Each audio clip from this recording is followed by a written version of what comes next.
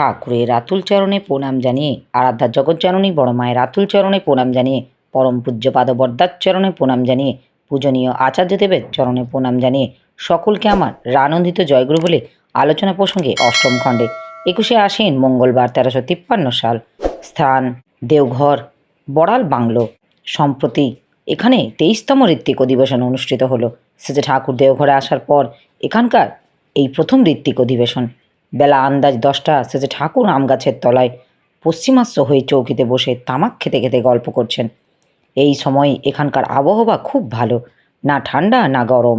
বড়াল বাংলোর পশ্চিম পাশেই রোহিণী রোড।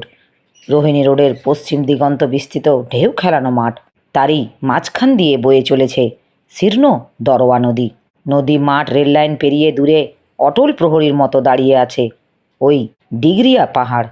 এদিকে যেমন ডিগরিয়া, অন্যদিকে তেমনি তপবন, ত্রিকুট ইত্যাদি পাহাড়ের মেলা। পায়ের তলায় কাঁকড় বিছানো লাল মাটি, আশেপাশে সারি সারি ইউক্যালিপটাস গাছ। শিশির ভেজা ইউক্যালিপটাস থেকে থেকে বাতাসে এক মধুর সুবাস ছড়ায়। শুষ্ক স্নিগ্ধ হাওয়ায় শরীরে যেন একটা আমেজের সৃষ্টি করে।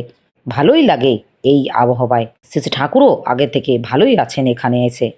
হাসি মুখে হয়ে প্রাণ খুলে কথাবার্তা বলেন, আনন্দ করেন। বেশ লাগে, খুব ভালো লাগে। অনেকে এসেছে ঠাকুরকে ঘিরে বসে আছেন, দেওঘরের স্থানীয় এবং এখানে বেড়াতে এসেছেন এমন কয়েকজনও আছেন।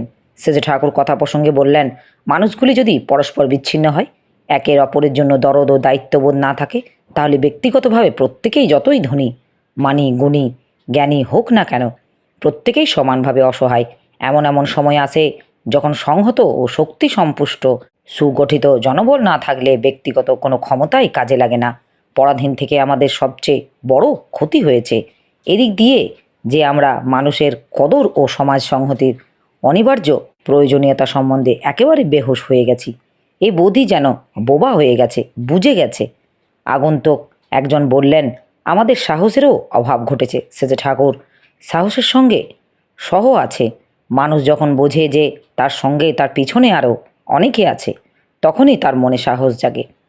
অনেকেই বিদায় নিলেন। শ্রী ঠাকুর আপন মনে বললেন, দূরের বাদ্য লাভ কি শুনে, মাঝখানে যে বেজায় ফাঁক।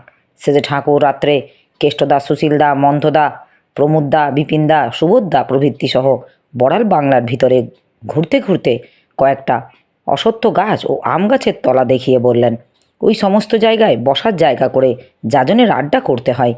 বাইরে যাজনের ঘূর্ণি সৃষ্টি করতে গেলে এখানে তারা ভিত্তিপতন করা লাগে, যাতে এখান থেকে সেই নেশার হাওয়ার মন ভরে নিয়ে যেতে পারে। শ্রী ঠাকুর পরে এসে বড়াল বাংলার বারান্দায় বসে বাংলার বিভিন্ন জেলার দাদাদের কাছে যে সমস্ত জায়গার খবরাখবর নিতে লাগলেন।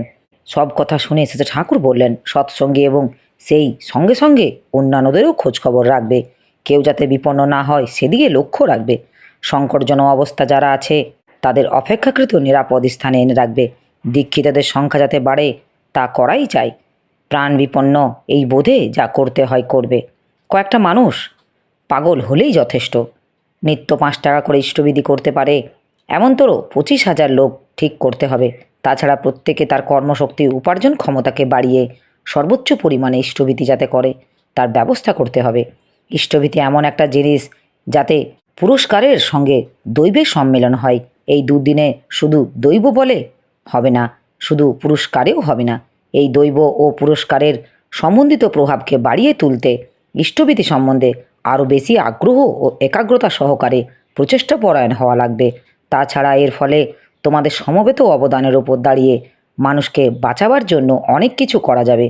মানুষের প্রকৃত ইচ্ছা ও সংকল্প যদি জাগে, তাহলে প্রতিকূলতার মধ্যেও যে কি অসাধ্য সাধন করতে পারে তার জ্বলন্ত উদাহরণ হলেন নেতাজি। অসুস্থ অবস্থায় নিঃসম্বল একক একটি মানুষ বিদেশ বিভুঁইয়ে কি কাণ্ডটাই ঘটিয়ে তুললেন। আজাদ হিন্দ ফৌজ ও আজাদ হিন্দ সরকারের কীর্তিকলাপের কথা যত শোনা যায়, ততই মন আনন্দে নেচে ওঠে।